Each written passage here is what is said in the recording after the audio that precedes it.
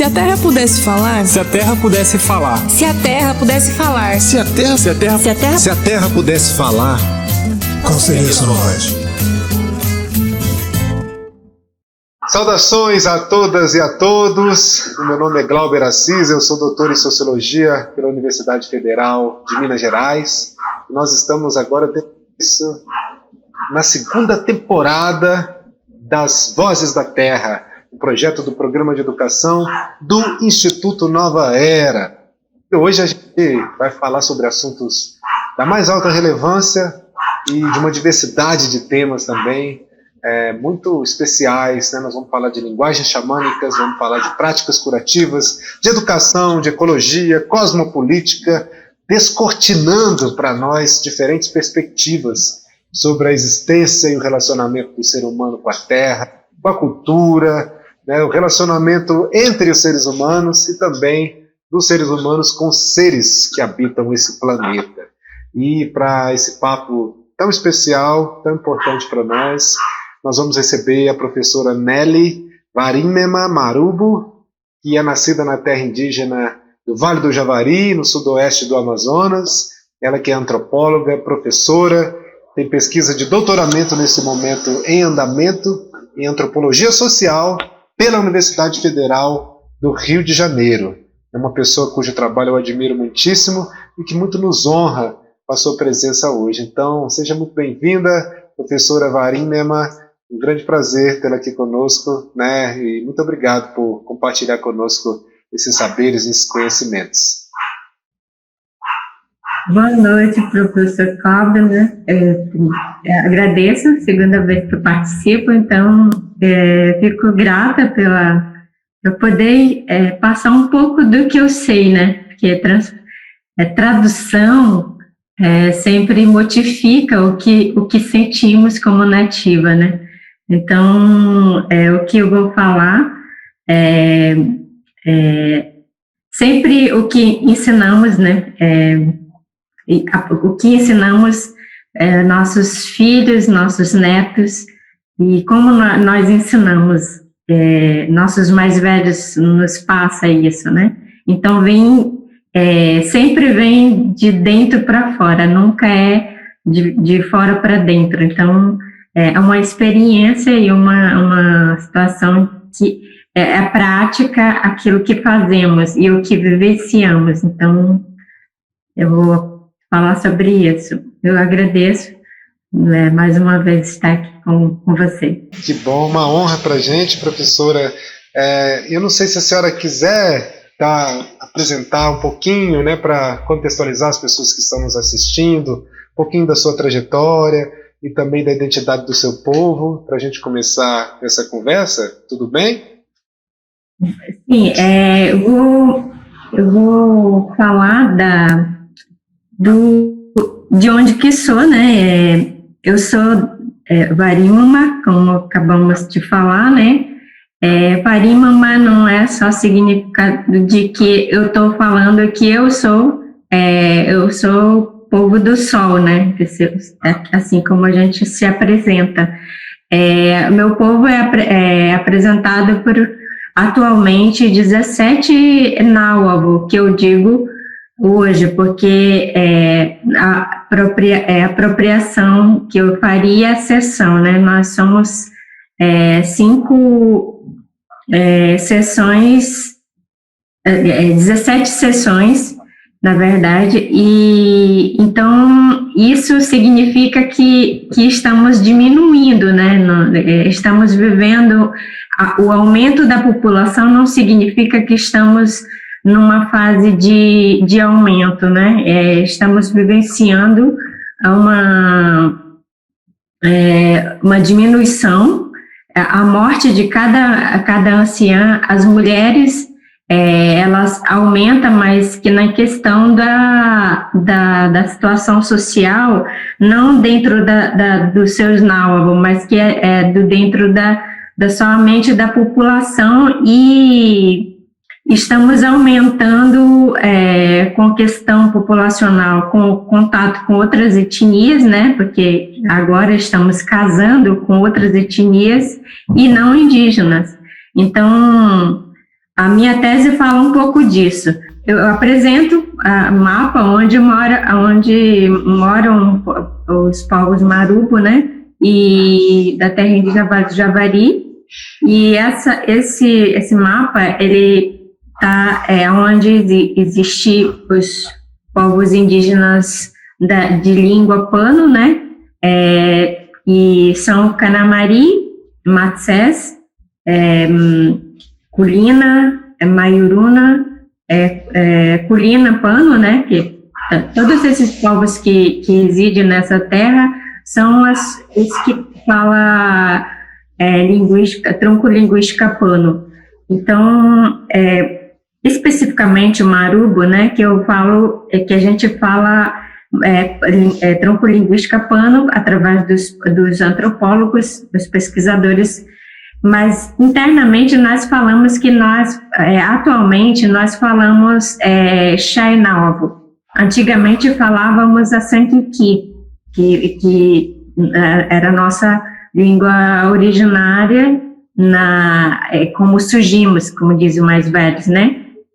Então, essa terra, ela tem 27 grupos ainda isolados, né? Que nós falamos isolados, mas na verdade eles ainda vivem o seu jeito de ser, né? Tem contato entre eles, tem contato com a gente, ainda não nos aproximamos com eles por causa da doença, né? Para evitar. E a nossa terra, ela é muito explorada em questão da madeira, pescadores, estudado para a exploração de minérios, essas coisas.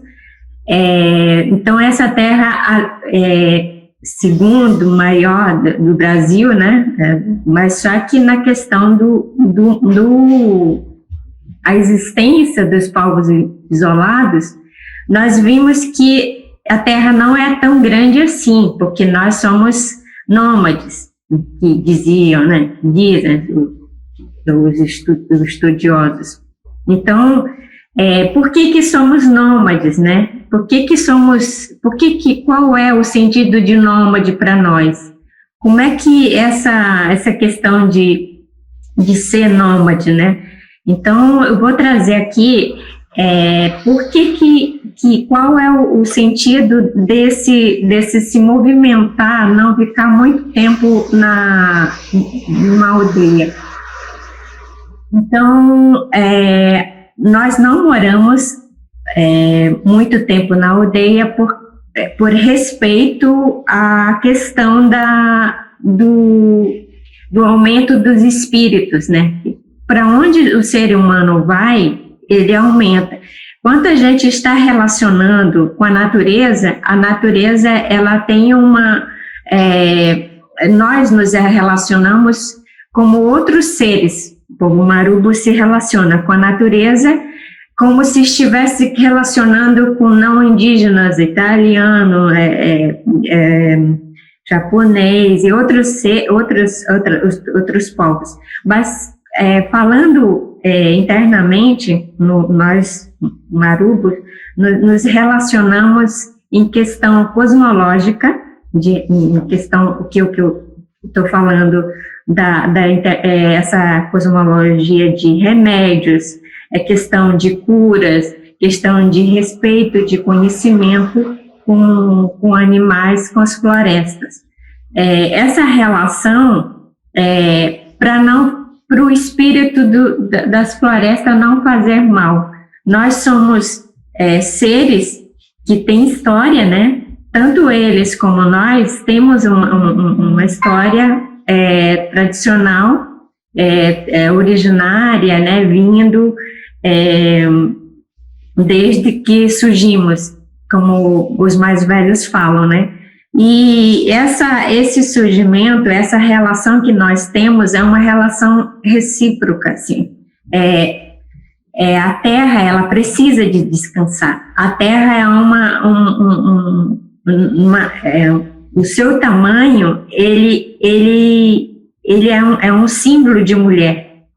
é um símbolo de mulher para nós, porque ela produz vários seres.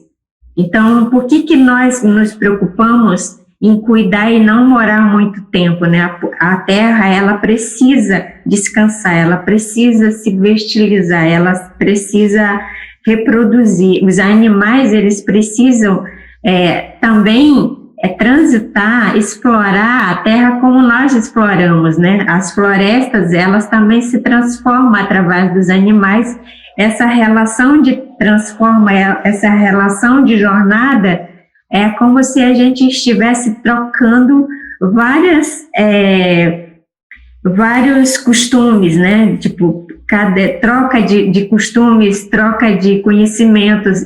Então, essa relação de cura também, né? Tipo, de eu pegar, quanto meu filho, eu tenho um filho pequeno, ou talvez eu estou grávida, eu tenho que me apresentar como a grávida, né? Então, quando eu estou nessa região, eu tenho que me comportar e me apresentar para essa região como uma grávida. Quando meu filho nasce, eu vou apresentar meu filho através do banho, né? Apresentando através do banho com as ervas que eu pego. Quando eu pego ervas para dar banho no meu filho, eu não estou pegando para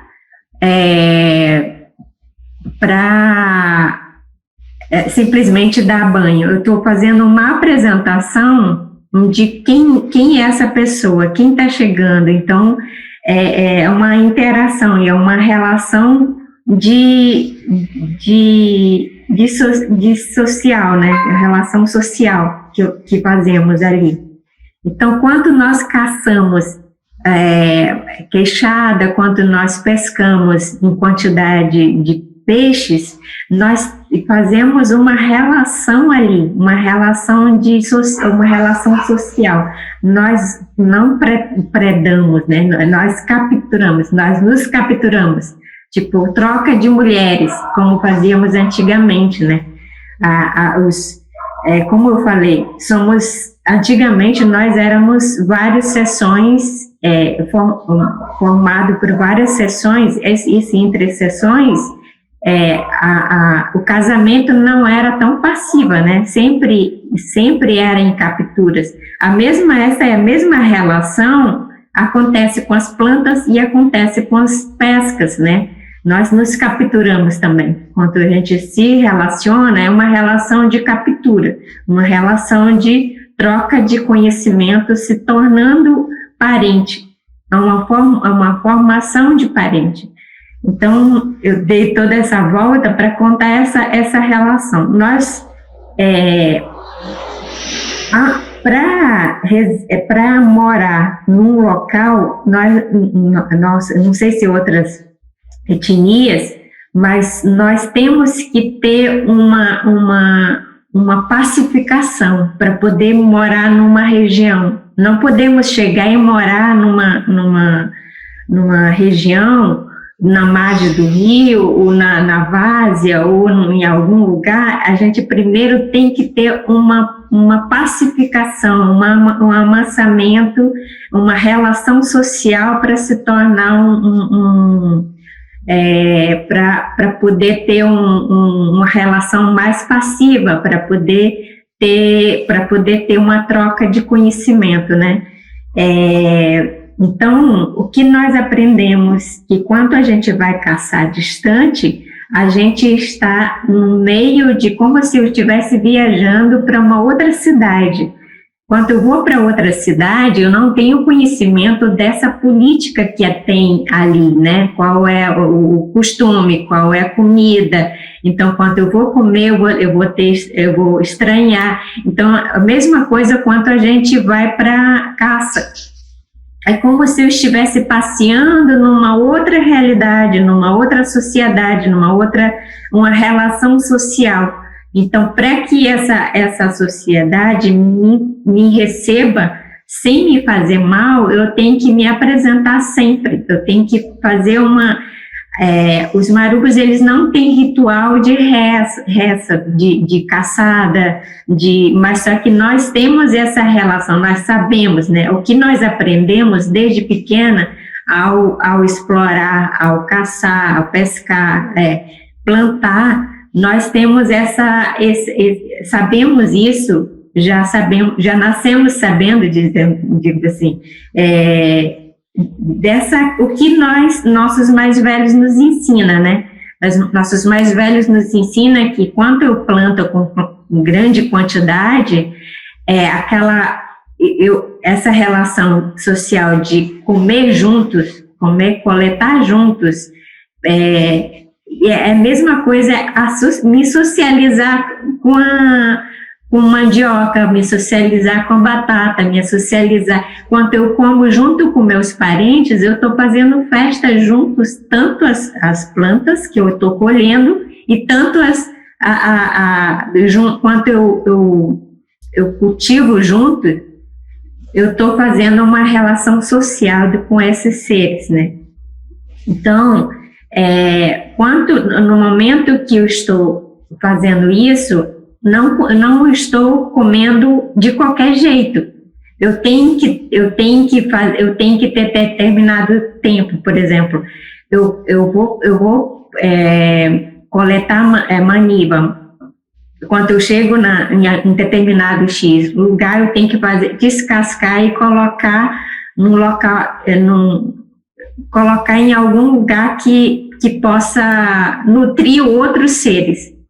Então, eu trago para casa, quando eu faço comida, eu não posso deixar de qualquer jeito. Segundo os mais velhos, tudo que eu vou fazer na coleta, na caça, se qualquer erro que eu vou fazer, é a morte da minha alma, né? A captura da minha alma, mas não, como eu acabei de falar, é uma relação social. Então, esses seres também, eles vão ser inimigos enquanto quanto eles vão ser amigos quanto eu sou amigo. Quando eu faço mal a eles, eles também podem tornar inimigos. Então, eu tenho que ter um equilíbrio social, uma relação de equilíbrio social. Então, é uma situação que eu estou me relacionando, todo o tempo eu tenho que saber que tem uma relação social ali. Em que momento que eu vou vacilar, qual vacilo que eu vou ter, então, o mesmo cuidado que eu tenho ali, em questão da dieta de gravidez, qual frutas que eu tenho que comer, qual animais que eu tenho que comer, tudo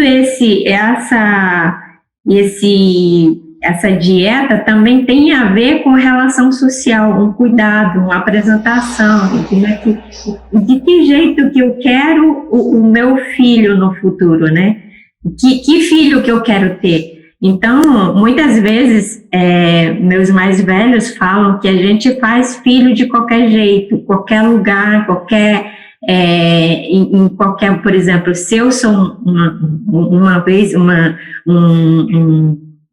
um tio meu falou para mim assim, que o meu sobrinho, ele chorava e não conseguia dormir, aí ele falou para mim assim, porque o pai dele estava tomando muita cachaça, então ele nasceu ele é filho de cachaça.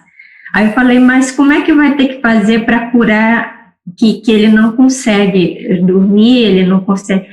Ele vai só ter que amansar ele, não pode fazer ritual de cura, porque ele é o cachaça. Se expulsar o espírito, a alma dele, ele morreria. Aí eu achei interessante isso, né? Porque essa relação social que nós temos, o que você alimenta no processo de gravidez, o que você alimenta na sua formação social, né, que você é um indivíduo, você faz parte de uma sociedade, e como você quer ser nessa forma de educação, e como é que tu quer seguir a regra dos costumes, vai ter que ver depois que você morrer. Após a morte também tem uma continuidade de volta à origem. Então, o maior medo para os marubos é tornar-se animal, é ficar preso nesse mundo, vivendo como animal, virar centopeia, vai virar rato, você vai ser um inseto, a sua morte vai ser, se você não seguir essa regra, não respeitar essa relação social ensinado, você vai ter uma consequência na sua vida, preso no corpo de um animal. Vai tornar a sua morte. Então, isso é o maior medo que o indivíduo marubo sente medo, né? Tipo, eu vou ter que seguir a regra. Se eu não seguir, eu vou acabar tendo minha vida, não vou poder voltar para minha origem, né? Aonde eu vim para nascer. Então, essas sessões que eu falei, né, essas náuavo, nós temos o nosso caminho de volta. Dentro das 17 náuavos, 18, 14 pares, alguma coisa assim, nós temos o nosso modo de voltar para após a morte. Esse após a morte vai ter que ser o que a gente viu, vivenciou, praticou, o que desrespeitamos, vai ser uma ilusão ótica vivenciado na jornada para voltar, né? O que eu estou dizendo isso? E quando eu volto, por exemplo, se eu souvinei a minha irmã, enquanto eu estava comendo mamão, digamos, é um exemplo, eu comi mamão, eu souvinei minha irmã, eu não dei, eu vou, no caminho da morte, vai aparecer um monte de mamão e eu vou sentir fome. E quando eu vou pegar, eu vou começar a me tornar alguma cobra, uma centopeia, alguma coisa eu vou virar. Então, a morte vai ser ali. Então, tudo que eu vou comer, eu acho que essa parte, os mais velhos nos ensinam, porque tudo que comemos tem que ser em coletivo. Ninguém come, ninguém planta para comer sozinha. Sempre tem que ter essa relação social, né? Esse ensinamento, ele nos ensina, por exemplo, se eu pegar, né, o professor Cláudio fez um colar, ou digamos que fez uma cestaria, eu vou lá e pego escondido para guardar para mim. Então, aquilo já foi uma falha meu, né? Eu não segui a regra. Eu tenho que fazer a minha própria cestaria, que essa cestaria, ela é um conhecimento através da ponta dos dedos, que eu falo na minha dissertação, né? É o conhecimento através da ponta dos dedos. As mulheres e os homens, elas têm que aprender a fazer o seu próprio trabalho através da ponta dos dedos, porque esse conhecimento, a partir do momento que você está construindo alguma coisa, você está ensinando a sua alma. A sua alma está aprendendo a expressar para poder caminhar quando você vai fazer uma jornada ao retorno de origem, após a morte, você vai ter, eu sei qual material que tu és, então eu sei que um dia eu te fiz, então você não vai poder me matar, me transformar em alguma coisa, então eu te conheço, então aí vai se tornar, ele vai ajudar você a fazer uma passagem, vai te ajudar nas passagens. Então, tem certas coisas que, segundo meus mais velhos, que os jovens, às vezes, com contato com a cultura não indígena, eles falam muito para mim, nessa pesquisa que eu estou fazendo em doutorado, eles falam para mim, questão de pintura, de pintar e apresentar para o outra sociedade, sem saber de onde veio, não é que você está se salvando, digamos, entre aspas, né? Não é essa palavra, mas você não está se salvando.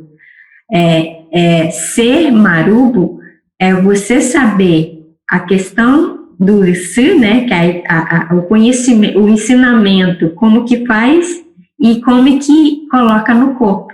Não é de qualquer jeito. O grafismo, ele não é só uma pintura que você sabe fazer de qualquer jeito, coloca na testa, ou coloca no corpo, ou coloca na pulseira, ou na roupa. Você tem que saber qual é elo que tem isso, qual é o elo que eu tenho com a jiboia, qual é o elo que eu tenho com a árvore, qual é o elo que eu tenho com as plantas, né? Porque o grafismo, ele não é somente só os animais, ele também está em todos os lugares, né? O grafismo, o kanur, ele tem em animais, em lanças, né? Que lanças para uma arma, né? Esse grafismo de lança, as mulheres não podem produzir no corpo e nem na pulseira, porque isso fazíamos antigamente para os inimigos, para eles entrarem em conflitos, né? Para ter conflito, a gente fazia para um outro para usar, porque entre eles entre em conflito e aconteça alguma guerra entre eles e se mate entre eles, né? Então, os grafismos, ele é visto como uma representação, às vezes, para aproximação do outro, para eu saber que, olha, quando eu uso grafismo de um desenho que eu tenho, que é grafismo de samambeira, uma relação de jiboia, de uni, de ayahuasca, e também tem desenhos para fazer quando eu sou pajé, porque quando eu faço desenho de jiboia, significa que eu estou tendo uma relação social de uma ajuda, como se eu tivesse assim, olha, eu tenho o seu conhecimento na palma da minha mão, assim como você me conhece, eu também conheço, uma relação social de ajuda. Então, ali eu estou me incorporando esses seres. Então, não é de qualquer jeito que fazemos. E os mais velhos criticam muito isso, né? Que hoje em dia os jovens, a passar do conhecer a outras, conhecimento não indígena, ele empobrece a alma dos mais velhos, porque esse conhecimento de relação social a gente está começando a esquecer. Nós não estamos valorizando relação social. Só queremos tê-lo como um objeto de enfeite para mostrar para o outro que nós somos, mas nós não sabemos de onde veio, qual é a conexão que nós temos, né? Essa relação social com a natureza, por que chamamos, muitos na tradução, às vezes até nós falamos no marubo, né, outras etnias, eu acho que tem o mesmo sentido, quando falamos que queremos proteger a mãe natureza, né? Essa mãe natureza, a mãe natureza, ela contém todos esses seres. Nós surgimos a partir dela. Então, essa relação social que eu acabei de contar com os animais, com as florestas, e através dos kanur, tudo isso tem relação social, por que nós queremos, qual a importância de querer proteger a mãe natureza, né? Então, é isso que eu trouxe um pouco para compartilhar com vocês. Muito obrigado, professora Varimema. Uau, e que incrível poder te ouvir. Eu acho que a sua fala foi riquíssima e abre muitíssimas janelas para a gente poder conversar, que eu estou até meio perdido de qual que eu escolho para a gente continuar essa conversa. Antes de mais nada, eu quero te agradecer muito, né, por essa partilha tão rica. Eu acho que eu vou começar lá do início da sua fala, assim, para a gente conversar um pouquinho, porque me chamou muita atenção, né, você ter falado um pouco desse caráter do nomadismo do povo marubo, e como que isso está relacionado a essa perspectiva de que o ser humano, quando começa a ficar no mesmo lugar e produzir demais no mesmo lugar, aquilo aumenta os espíritos. Você pode explicar um pouquinho mais o que significa isso para a gente? Sim. Segundo meus mais velhos, antigamente nós éramos meio humano, né? Que nós éramos Yuvulvo. Yuvulvo significa nós conectávamos esses seres com a igualdade, né? De conversar e trocar a ideia. Então, de acordo com a jornada, porque eles falam que nós surgimos no desaguar do rio, né, do grande rio. Então, quando a gente fez a jornada à cabeceira do rio, a gente teve contato com vários seres. Esses seres que falavam, e a Terra também falava. Então, a Terra, por egoísmo, por teimosia, que nós, o ser humano, criamos, nós chegamos a um determinado ponto que não queria mais ouvir a voz da terra. Então, o que fizemos? A gente pegou um jabuti azul e temos chá de casca de jabuti azul para a terra parar de falar. E a terra para de falar e a gente começa a explorar ela de qualquer jeito, porque a terra, ela dizia, eu não aguento aqui, vocês têm que fazer isso, faz a mudança. Então ela também falava com a gente, a terra dizia o que tinha que, aonde tinha que ocupar, onde não tinha que ocupar. E como a teimosia foi surgindo, que a gente foi criando outras coisas que não prestam, ao invés de ouvir o conselho, e o que a gente faz? A gente acaba transformando fazemos a terra parar de falar. Então a gente, nessa jornada, a gente começa a explorar. O que os mais velhos falam, que quando a gente cultiva a margem do rio, a gente entra em parentesco com esses seres. Por que ali a gente começa a ter os filhos, e esses filhos podem surgir através das mulheres. As mulheres, elas engravidam, elas podem ter essa outra sociedade que elas vão dar luz a esses filhos, esses seres, né? Então, o que acontecia? Que a gente não podia, para os antigos marubos, era proibido morar na margem do rio. O que a gente explorava era a terra vazia, a terra firme. A terra firme era porque ali, para não interagir com almas, porque para nós o rio, ele é um rio, uma sociedade que não conhecemos. Então a terra firme, ela é meio que surgido com a gente. Então ali tem florestas que nós nos conhecemos como Varinauavo, né? Dependendo do Nauavo, né? As seções que eu pertenço. Então tem seções Marubo e que vieram com relação social com o fundo da água, com seres que era Anunnawavo. Tem várias essas conexões de surgimento de Nauavos que foram relacionando. Então, esse conhecimento de não morar ali, falando, não cosmologicamente, falando assim, que a Terra, ela precisa, quando a gente chega numa região para morar, a gente está invadindo um espaço do outro. Quem está lá?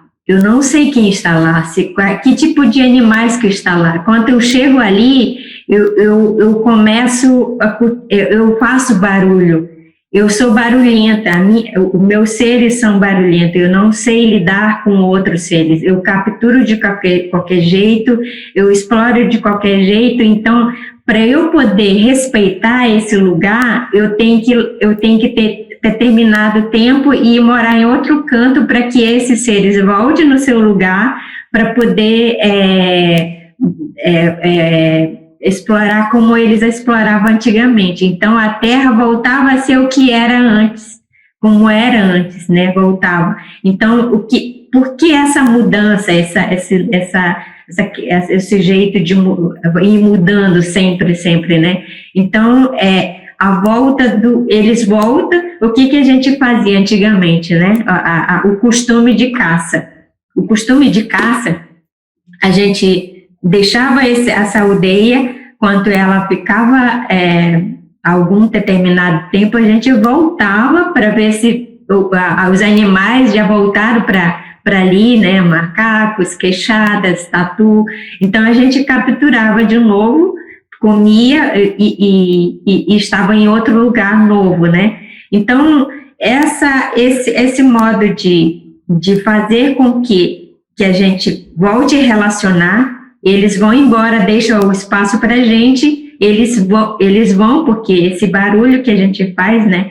Mas só que, cosmologicamente, assim, o xamã fala que eles vão e a gente entre eles, né, esse mais próximo da relação, que como eles falam que a gente precisa dar o espaço de volta de novo.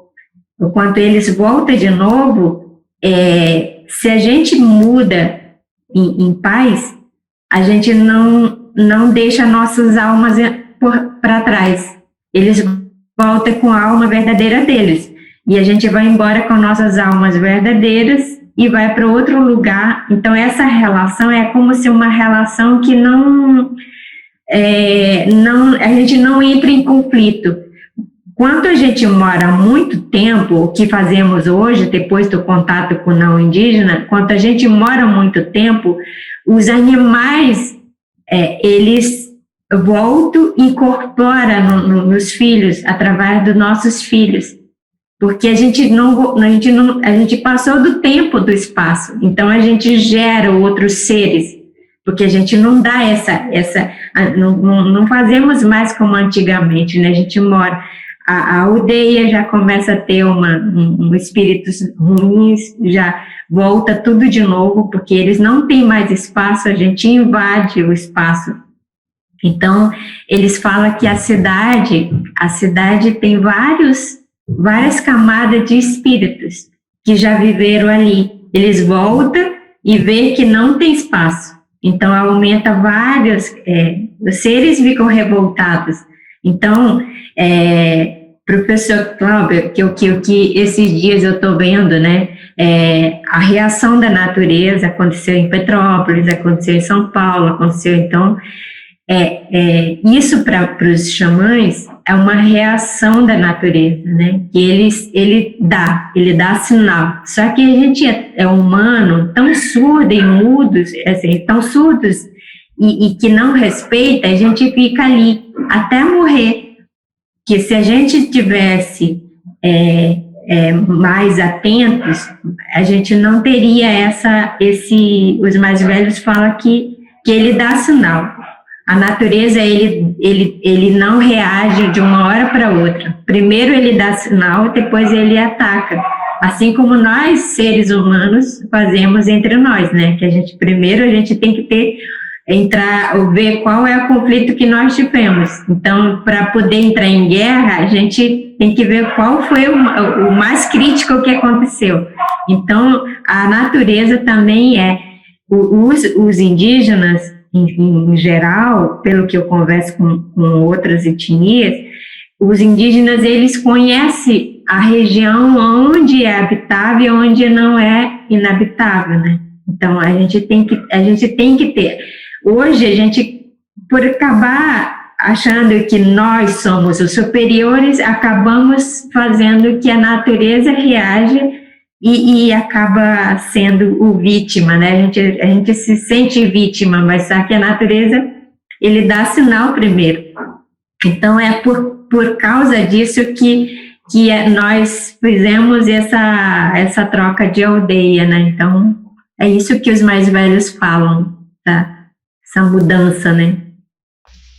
Uau, maravilhoso, Guarina. Muito obrigado. Já, inclusive, a senhora já respondeu várias perguntas que eu estava aqui na cabeça para colocar. E essa perspectiva cósmica, né, e xamânica que você traz, me lembrou dessa expressão que você utilizou, né, e você falou algumas vezes da questão da alma e da captura da alma também. Você pode explicar um pouquinho mais o que significa isso e como que isso se dá nessa relação social entre seres humanos e seres não humanos? Sim, a captura da alma, ela por exemplo, quando eu vou colocar entre interétnicos, né, os Mayuruna e os Marubo, eles capturavam, os Marubos, eles falam que eles capturavam entre si, entre náuago, né, entre seções. Por exemplo, nós temos cinco sessões agregadas para casar e 3, 4 sessões agregadas só para concorrer casamento. Então, entre nós temos sessão originária para casar e sessão de captura. Sessão de captura é o quê? Por exemplo, surge outros seres que eu primeiro tento negociar para ver se tornamos parente, pegando a sua mulher para tornar parente.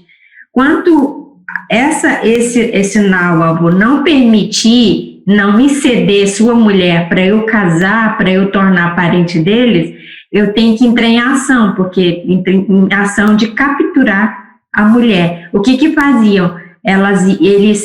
Eles reuniam, simulavam uma festa, faziam uma caçada e levavam para essa aldeia. Essa aldeia os recebia e, assim, em orelha em pé, né? Ficava desconfiado, porque a festa geralmente acontecia por quantidade de mulheres que existe ali. Quando chegava ali, eles mapeavam quantas mulheres tinham, aí eles via e quando tentava pegar e fazer o ritual de falas em amansamento, se não conseguia, eles pegavam à força a mulher, carregava a mulher, levava na marra, né? Então, a mesma coisa acontece nessa relação com os seres. Por exemplo, se eu vou caçar queixada em bando, né? Eu não posso ir sozinha. Se eu vou sozinha matar o queixada, eu vou, segundo mais velhos, eu vou sentir muitas dores nas costas, dor de cabeça, e se os meus mais velhos não fizerem remédio, eu posso adoecer e morrer. Então, a caçada, queixada, ele sempre, queixada é porcão, né? Eu acho que vocês... essa caçada queixada, ela sempre em grupo, e levando as suas mulheres, porque é uma relação de trocas. Eu vejo que entre Marubo tem essa festa, né? Então acontece, e entre essa relação dos animais também mesmo procedimento, digamos assim. Eu vou caçar, quando eu vou caçar, a quantidade de caça que eu fizer, eu estou fazendo a troca da captura das mulheres. E eles também capturaram. Então, ali acontece uma festa para recepcionar as mulheres que vieram com eles, né? A alma das mulheres queixadas.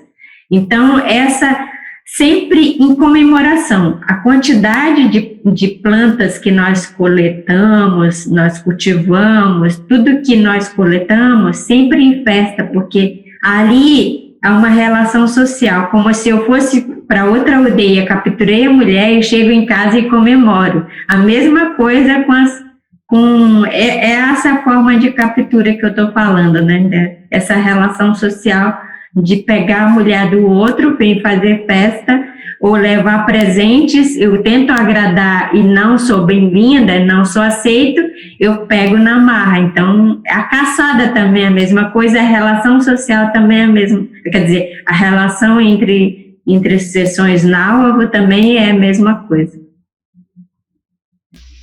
Muito interessante. Professora, a senhora estava falando também que isso que a gente chama de desastre natural, isso tem um sentido, né, dentro da cosmologia Marubo, de uma reação da Terra, do planeta, da natureza. Como que os seus mais velhos têm percebido a pandemia do coronavírus? Bom, eles falam que os náuagos, tem os náuagos que faz parte do espírito dos nossos mais velhos, né? Que eles falam que os náuagos, que faz parte da mesma alma da gente, eles são cientistas, são médicos, são profissionais que têm simpatia com indígenas, né, que quer ajudar. Então, esses mais velhos têm uma evolução muito maior. E outros que exploram, que são predadores, que eles falam que o Naua que não presta, que o espírito, são surgidos através dos insetos, são surgidos dos insetos, são surgidos dos atos errados, e não sei qual mas assim que eles falam, que surgido de vários. Esses náuagos, eles são muito gananciosos, e que também, quanto a gente, por exemplo, quando a gente cria uma cestaria, a cestaria ela tem um lado bom e um lado ruim. Então, eles falam que os náuagos, que é os Nauaracim, que essa pandemia é criado não é só através é criado por homem, que nem eles mesmos criaram, de maneira que eles não falam assim, tipo, foi criado por tal, mas que os não indígenas, eles criam alguma coisa sem pensar que sempre uma criação tem um lado bom e um lado ruim. Então, a criação deles nos chega até o que vivenciamos. A gente vive a consequência da criação nossa, né? Criação nossa que eu digo assim, os seres humanos, eles criam uma coisa que, sem saber como vai funcionar, em vez de amansar, eles deixam um lado, como eu escuto muito falar, né? Meu pai me dizia, qual mais que você quer alimentar, o seu lado bom ou o seu lado ruim? É isso que tu sempre tem que vivenciar. Então, quando você está em algum lugar, você sempre vai despertar o seu lado ruim. O seu lado ruim vai ser mais alimentado, né? Então, a mesma coisa é isso. Nós, seres humanos, também temos um lado ruim que pode prejudicar. Então, essa coisa de que a natureza, ela tem o seu tempo de descanso, o seu tempo de exploração, e eles falam que a natureza, assim como nós temos nossas gorduras e nossos ossos, a terra também tem a sua gordura. Então, a reação dessa gordura, que ela prolifera, que a gente inala, né? Árvores tóxicas que se queima, que o branco não vê, o não indígenas não vê, a questão quando vai explorar alguma coisa, a terra também, ela tem quando vai cultivar, eles não vê aonde que tem o seu lado ruim, que tem, como é que fala? É que eu não sei explicar, que ali também, quando a gente queima alguma coisa, a gente cria fumaça, e essa fumaça, ela eu não vou dizer tóxica, porque não é a tóxica que eles falam, que cria um ser que pode entrar, como eles não são feitos de uma maneira com respeito, feitos, surgidos com agressividade, eles também surgem para nos atacar. Então, eles falam que o ser humano, eles criam muito outros seres agressivos, e por isso que a gente vive essa doença, e a pandemia, ela surgiu de algo que, com certeza, nós assim, o pajé, ele não conhece, eles sempre, os meus mais velhos, sempre tem uma reunião, né? Agora a gente está ficando cada vez mais com poucos mais velhos, porque esses dias, infelizmente, a gente perdeu, só o ano passado, foi 5 mais velhos xamãs, né, que a gente perdeu por coronavírus, e então cada vez mais a gente, assim, que estudantes, os lideranças que estão à frente do como que a gente quer viver agora, né, porque nós não temos mais velhos que vai ter essa interpretação de onde surgiu. Tentaram amansar através do jenipapo para a gente se pintar, tentaram amansar através de mingau para a gente beber. Só que a gente viu que a pandemia, ela é tão agressiva que não chegou até a gente sem ser amassado. Assim, diminuiu um pouquinho, mas que agora a gente quer saber qual é a explicação. Eles falam assim, a gente quer conversar com os médicos, o que eles acham, de onde veio isso, o que eles explicam. Sempre meu pai e meus tios me perguntam o que eles estão falando, de onde veio, como é que é, porque tem que ter a criação, eles falam que é criação, foi criado de uma forma agressiva. Então, por isso que a gente morre de uma forma sem explicação, né? É umas doenças criadas, seres, como eu falei, né? Todos os seres são, se eles não são respeitados, eles reagem de uma forma agressiva. Então, eles acham que são criados, essa reação que nós temos, nós mesmos que criamos. Não sei se eu expliquei direito, mas explicou, com certeza. Inclusive, aqui os nossos sentimentos, né? Eu sinto muito por essa notícia de que teve mais velhos do seu povo, né, que se foram por conta dessa pandemia, né? Então, deixa aqui nossa solidariedade, né? O nosso abraço. E aí, professor, a gente está falando muito da natureza, né? Uhum. E ouvindo outros professores indígenas também, algumas vezes eles problematizam isso, né, que a noção do não indígena, do que é natureza e do que é ser humano, é uma noção que é muito diferente da noção dos povos originários. E aí eu queria perguntar isso para a senhora, né? Eu sei que eu já te vi falando da língua antiga do povo Marubo, eu não sei falar, desculpe a pronúncia, mas que seria a Sankiki, que dá origem à língua Xainauavo, e aí eu queria perguntar para a senhora isso. Tem uma palavra que é sinônimo disso que a gente chama de natureza? Ou como é que na língua xamânica, né, do povo Marubo se identifica essa natureza e ser humano e essa relação? O que tem de diferente dessa língua portuguesa que a gente está acostumada a usar? Bom, assim, para falar da língua, essa língua que é uma língua que, segundo os mais velhos, não tinha, era uma língua que não usava poesia, né? Essa metáfora que os xamãs usam. O Xainauabu, ele usa,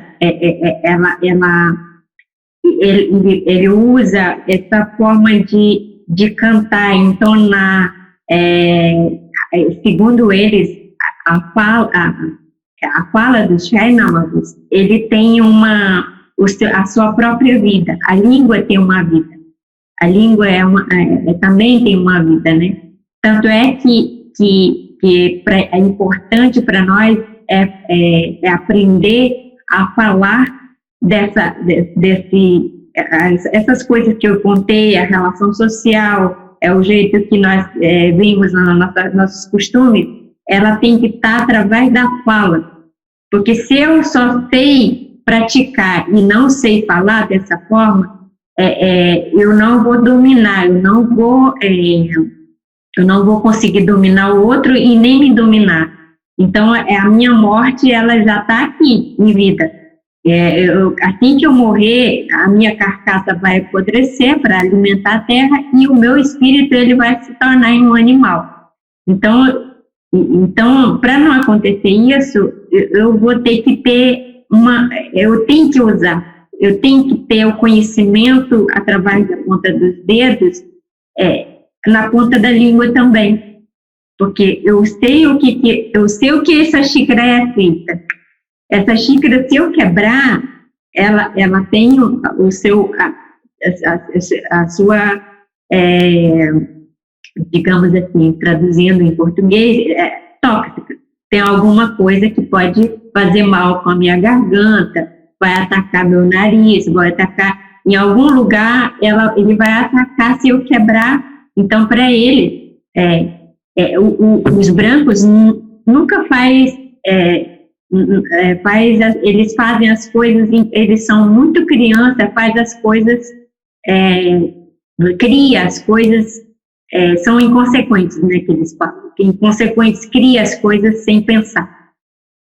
Esse lado do como que vai acontecer, né? Eu não posso criar uma madeira, por exemplo, se eu faço uma mesa, essa mesa ela vai ser útil, mas só que quando ela deteriorar, ela vai ter uma reação, porque ela está morrendo, ela precisa de ser algo, então ela vai fazer mal a alguém. Se eu não conseguir cuidar desse material, vai me fazer alguma coisa. Então, a mesma coisa, esse conhecimento, expressar a fala, né? A fala ela é muito importante para nós, de que essa linguagem de a Sankiki assim, falando de uma coisa assim, tipo, eu acho que é igual ao latim, ela se transforma, né? Porque a língua, o tronco linguística, como vocês falam, que ela se transformou. E essa sociedade, que o Xainauabu, que é a fala deles que nós aprendemos, ela tem por que é Xainauabu? Sim, traduzindo o Xainauabu, é a fala dos pássaros. Por que os pássaros cantam? Se vocês pararem para pensar, qual a inteligência do pássaro, né? Então, essas falas poéticas que nós temos, cada um de nós, cada sociedade, tem a sua fala de pássaro. Então, por exemplo, se você tem algum saber que você cria a sua fala, quando você vai falar em público, e se você tem um domínio com as palavras, significa que há algo do pássaro está no seu corpo que ele está falando através de você. Então, muitas coisas eu acho complexas, assim, eu não sei te explicar direito, mas uma hora eles falam assim, você falou, uma vez meu avô, quanto meu tio, meu primo, que foi para Brasília para poder falar com o presidente, e ele falou, eu vou colocar um papagaio e eu não sei como é que é o nome do pássaro que que canta, para nós é Xanxa, eu não sei como é que chama em português, ele falou que esse pássaro ia acompanhar ele para falar. Quando ele falasse, não era ele que iria falar, quem iria falar era o pássaro. Então, eu acredito muito, assim, eu não sei, assim, no momento eu não posso, eu tenho que perguntar, espero que um dia eu tenha a oportunidade de encontrar um mais velho que possa me explicar isso, porque ele dizia muito para o meu primo, e dizia assim, o pássaro vai falar para nós. O que o ser humano que protege a natureza, o ser humano que protege a natureza é o que tem relação com a natureza e tem conhecimento.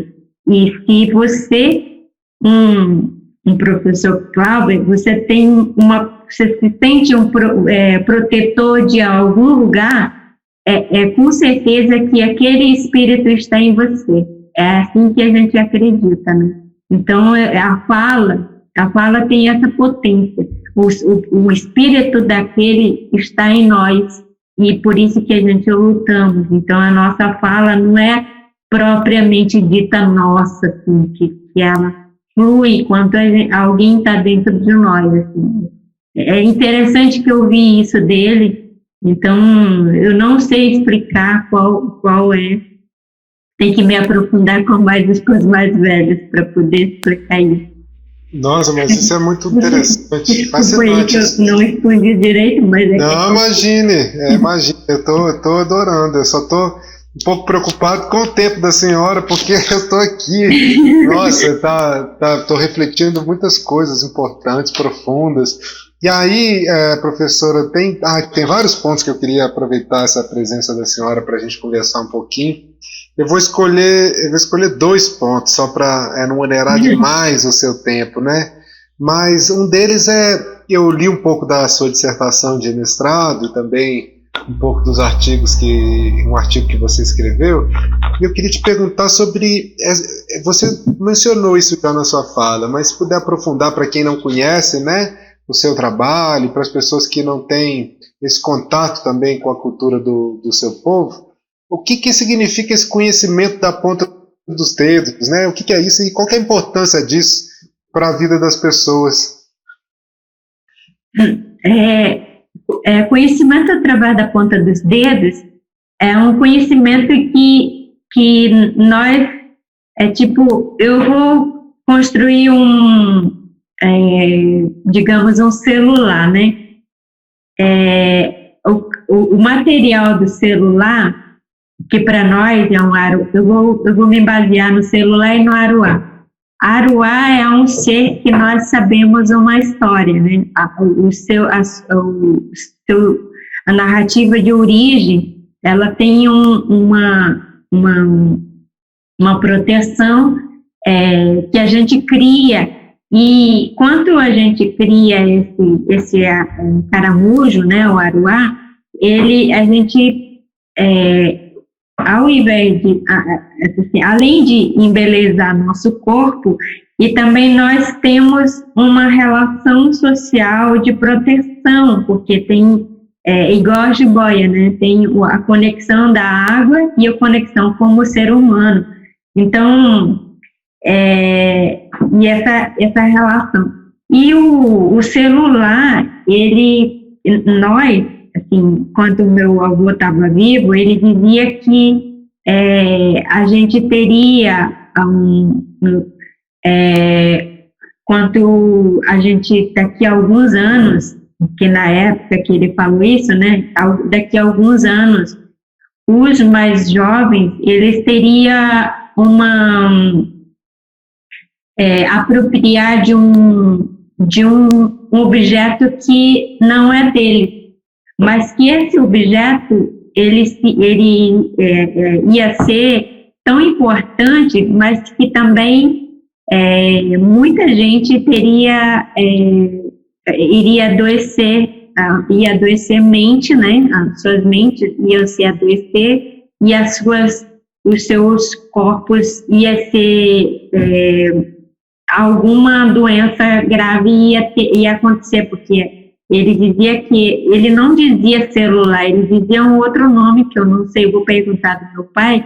Ele falava muito, mas como é que esse animal vai falar? E a gente hoje a gente fica interpretando várias coisas, né? Que antigamente ele falava que o olho da onça ia nos guiar para ver a direção do sol, que era o relógio. Hoje já sabemos o que era. E o celular a gente demorou para saber. E o conhecimento através da ponta dos dedos, ele é feito com as mãos, com os dedos, construído com os dedos. E essa construção, eu tenho certeza que cada um que produz a sua tese, o seu artigo, tudo isso, a gente cria uma fala, né? Então, isso é um conhecimento através da ponta dos dedos. O celular que eu falei, mas assim, que eu estou colocando porque eu não sei qual material é feito e por que eu não sei de onde veio, quais tipos de materiais existe ali. Quem fez, eu tenho certeza que sabe. Então, ele adquiriu esse conhecimento através da ponta dos dedos. Quando a gente entra numa academia para construir um trabalho, né, trabalho científico ou pesquisa, alguma coisa assim, a gente cria conhecimento através da ponta dos dedos, porque é feito com a ponta dos dedos. Então, é isso, né, porque quando a gente faz cestaria, tem por trás a sua narrativa de origem. Não é só cipó, não é só uma planta, também tem uma narrativa de origem. E todas as coisas que criamos têm narrativa de origem. Então, por isso que é conhecimento através da ponta dos dedos. Na tradução, as mulheres falam assim para mim, assim, a mulher que não produz seus conhecimentos através da ponta dos dedos, quer dizer, não produz, né, através da ponta dos dedos, essas mulheres têm espírito de pobre, e que você só compra, quando você só compra e usa, você está empobrecendo a sua alma, você não tem conhecimento, você tem que ter conhecimento através da ponta dos dedos, que é a sua... Então, para nós, assim, eu acho que na minha tese está escrito isso, né, que meu tio fala para mim, porque o que é o conhecimento através da ponta do dedo, e ele fala assim, é o que você está fazendo, né? Esse conhecimento, a minha dissertação, ele coloca como conhecimento através da ponta dos dedos. Conhecimento da mão é maloca, roça, conhecimento da mão. Movir chuvimar. Chuvimar é conhecimento através da ponta dos dedos. Assim, não sei se deu para entender mais. Não, deu para captar muita coisa, achei o máximo. Muito obrigado por compartilhar com a gente. E eu li também no artigo da senhora, né, a senhora falando sobre isso, e aí você diz o seguinte, que a essência daquilo que geramos ou que fazemos existir através das mãos, ou melhor, através das pontas dos dedos, está nos conhecimentos passados dos pais para os filhos. E eu já te ouvi falando também que quando a gente está falando de conhecimentos passados dos pais para os filhos e quando a gente está falando de educação das crianças, a gente está falando de um outro sistema de aprendizado, né? Porque existe um tratamento na gravidez já, né? E o estímulo da inteligência da criança, do ser humano, desde a barriga da mãe. Inclusive, eu via você falando também, né, que você é uma sucessora da sua avó, da sua mãe. Então, você pode conectar esses temas assim para a gente? Essa questão da educação para nós é muito importante, né? Que aqui a gente está no programa de educação do Instituto Nova Era. Então, como é que se dá essa transmissão dos saberes dos pais para os filhos? Como é que é essa relação, né, da criança com a cultura, com a educação, com a mãe desde a barriga para o seu povo? como eu falei, né, conhecimento, que é o SAN, é muito, muito importante para o Marubo, né? Sem o SAN, a gente não tem, nós não somos vistos como gente, né? Yurapima, né? Que não é verdadeira pessoa. A pessoa que não tem saber não é a verdadeira pessoa. Então, para nós, assim, eu, como Varinauabu, né? Mulher, sol, povo do sol. Então, eu sou a primeira Varinauabu, primeiro Nauabu do povo Marubo, né? Então, a minha carga de responsabilidade como mulher anciã, não importa a idade que eu tiver, se eu tiver 9 anos, se tiver 80 anos, a idade que eu tiver, eu sou anciã, porque a primeira sessão surgida para formar a sociedade Marubo é Varinauabu. Dali a partir surgem seus 4 Nauabu para essa interação de casamento, parente, termo de parentesco, tudo isso surge. Então, essa carga de sabedoria que eu tenho do pai do meu pai, a mãe do pai da minha mãe, então toda essa carga de sabedoria, ela é importante para nós. Enquanto a minha mãe e meu pai casam, eles têm os pais dele têm preocupação de como a criança tem que ser. Por isso que eu falei que quando não dormir no escuro, a preocupação, né? Que tipo de criança que eu quero ter? Eu quero ter uma criança que não saiba falar, ou eu quero criança que não vai pensar, não vai ter agilidade mental, não vai ter habilidade. Então, tudo isso é uma preocupação para nós. E os pais, eles são muito, muito mais preocupados em ensinar para os seus netos e bisnetos, porque é vergonha para eles não passar esses conhecimentos adquiridos por eles, da mesma forma que eles vão ensinar os seus netos e bisnetos, né? Que esse conhecimento de geração, como tomar banho, quando a mulher está menstruada, quando ela engravidar, como que ela tem que se cuidar, o cheiro, a mulher quando ela está grávida, ela não pode viver com seu próprio cheiro, ela tem que sempre estar perfumada com urucum, folha de urucum. Tem outras folhas que as mais velhas têm conhecimento, elas pegam e passam para a mãe. Ela sempre tem que estar perfumada com essas aromas, essas que os mais velhos passam para ela.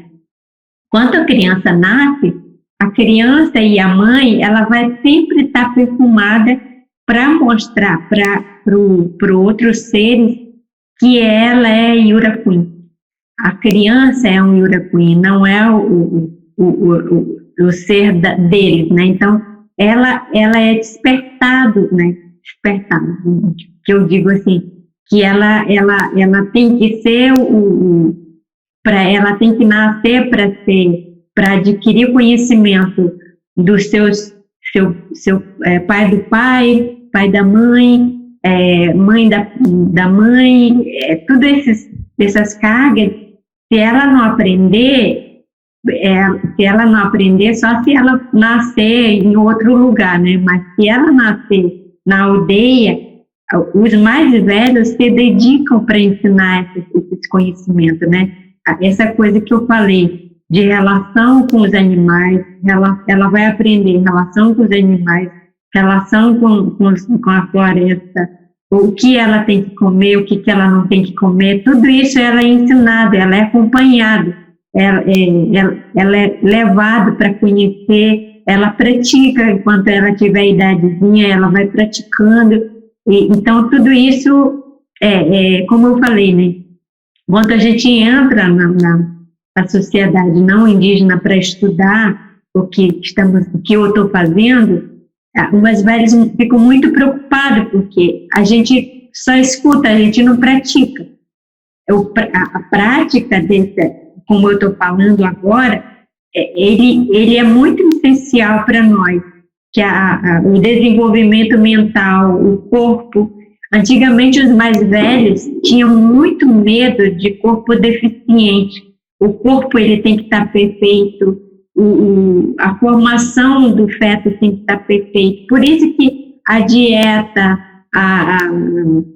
as dietas funcionam para isso, as alimentações funcionam para isso, essa forma do cuidado, de se perfumar, de cuidado, tudo isso, a mais velha, né, que conhece a barriga, ela fica sempre mudando, conversando com a barriga.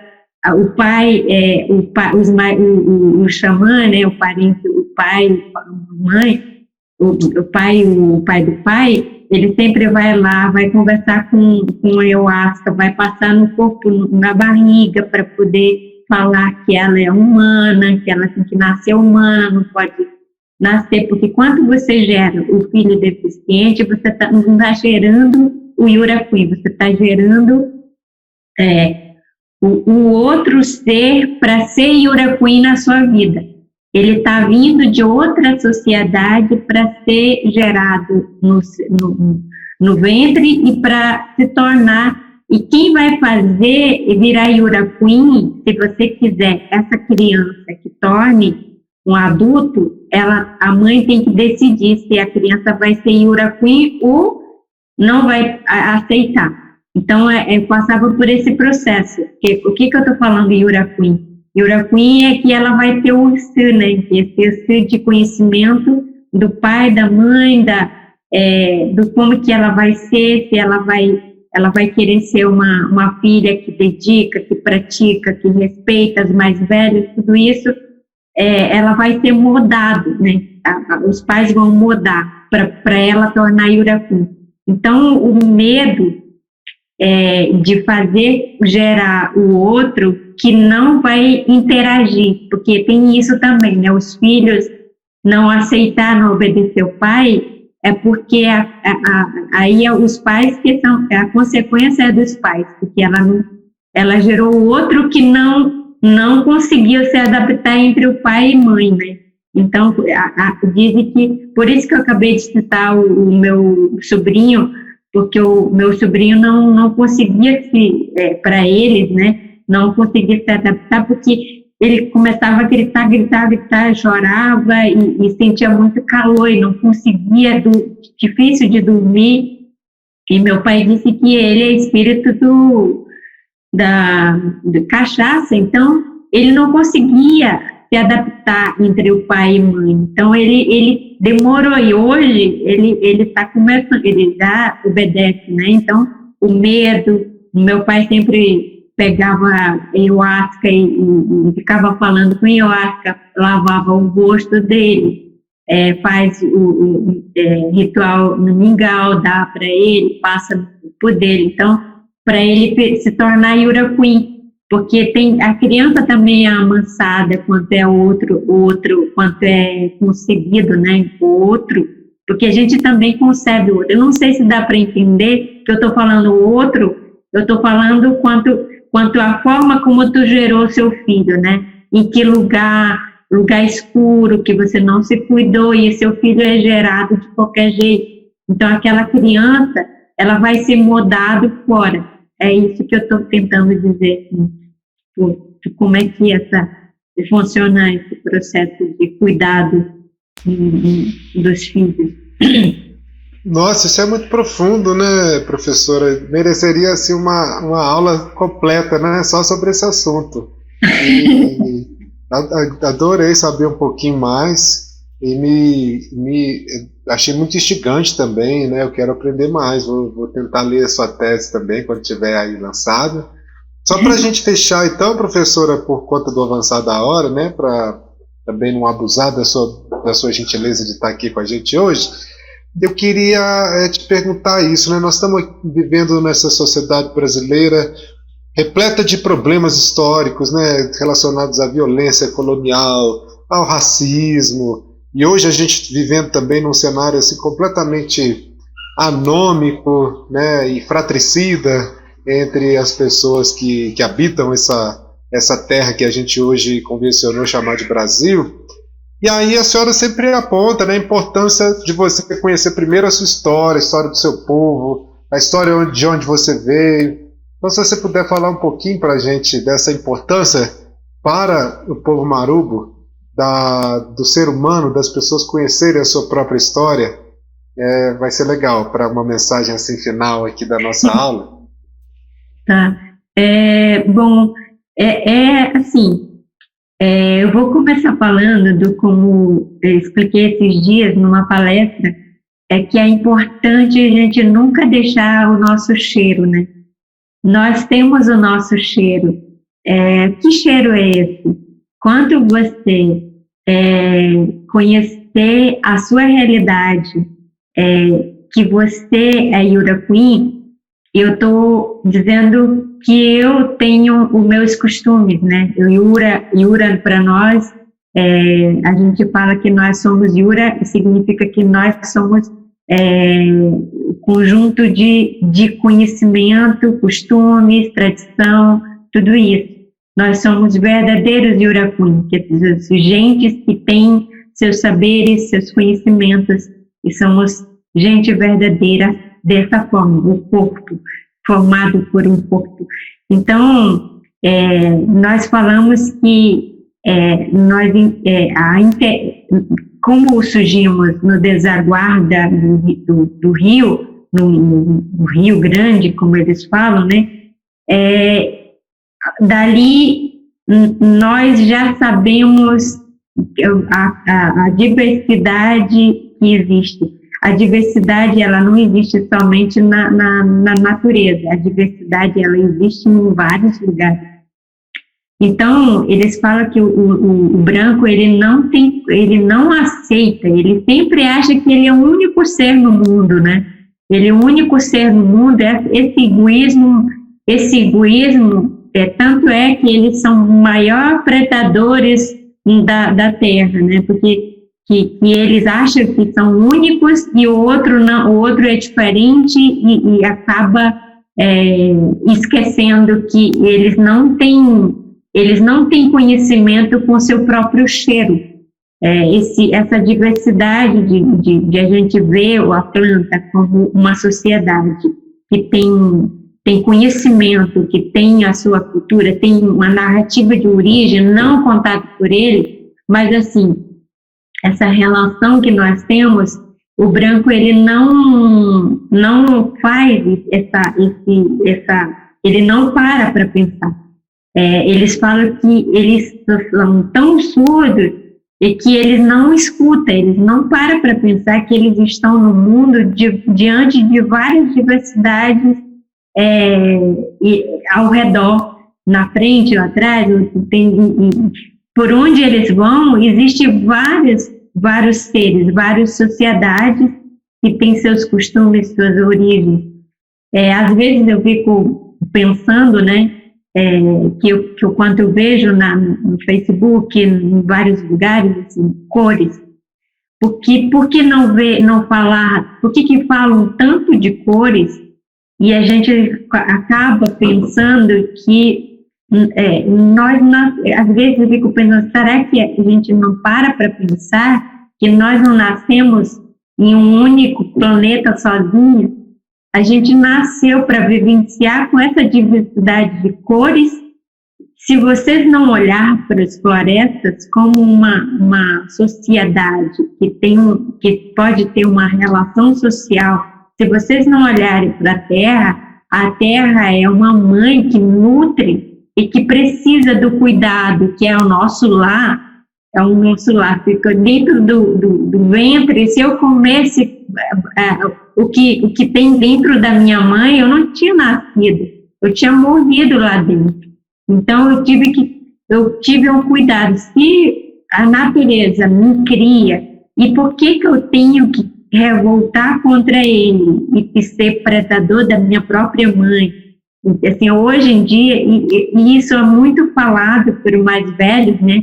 Os brancos, eles precisam ser amassados através do ritual, porque eles são muito disso, assim, que o pai e mãe, respeitar pai e mãe, se eles têm Deus, eles têm um temor de Deus, e por que eles não têm temor essas relações sociais? Né? Por que só tem medo? Existe Deus, mas por que esse Deus não olha para essa natureza, essa mãe que nos cuida?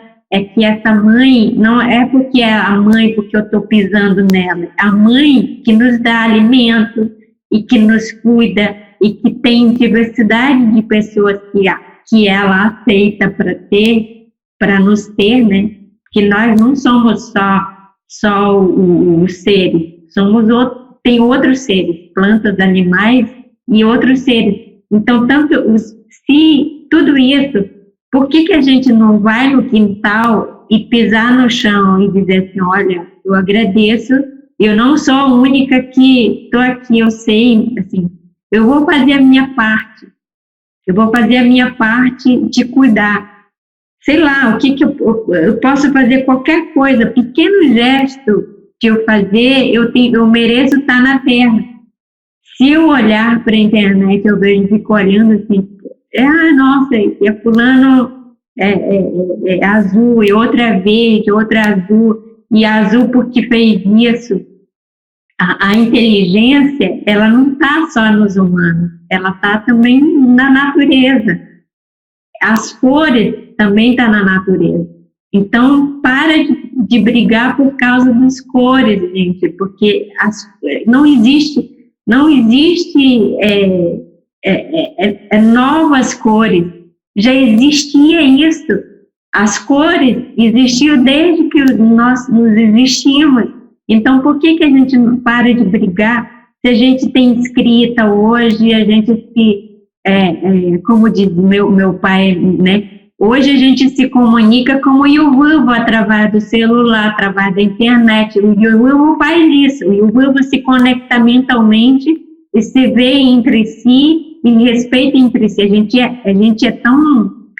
gente não é tão passiva, como eu disse, né?